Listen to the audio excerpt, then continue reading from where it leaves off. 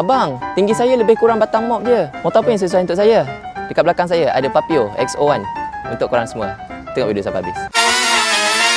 5 benda yang korang kena tahu tentang Papio XO1 sebelum korang beli. Walaupun motor ni nampak macam motor mainan, tapi keluar dengan 125cc. Jangan pandang motor ni kedil. Walaupun orang yang bawa pun kedil. So kalau borak top speed lah kan, dia tak adalah 18. Dia paling-paling 100 ke 120. 120 tu dia meneran sikit, macam korang teran berak. Dengan berketangkian 7 liter lagi besar daripada LCV1 korang. Dari tadi penat aku mencarinya. Mana exhaustnya? Kat sini rupanya. Jangan ingat ni hand dryer lah. Ni exhaust ni. Solid pula tangan dalam ni kan. Bakar tangan ni. Dia datang dengan tayar basikal anak korang. Yang paling penting sekali, ini dia. Ni bukan kaling-kaling ni. Ni Ford Ranger.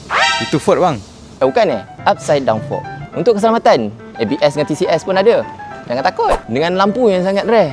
X, O, L. Dia datang dengan design yang sangat cantik. Comel. Wonderful. Antara design yang paling cantik untuk kategori dia. Sebab dia seorang je dalam kategori dia. Meter digital analog. Untuk ketinggian, korang pernah naik tak BMX anak korang? Sampai? Maksudnya korang boleh bawa motor ni. So macam mana akak-akak kitchen semua? Kalau rasa macam A15 tu dah hampir mustahil, korang boleh consider motor ni. Saya yakin kak, saya yakin boleh sampai. So kalau minat boleh isi form dekat bawah. Okay.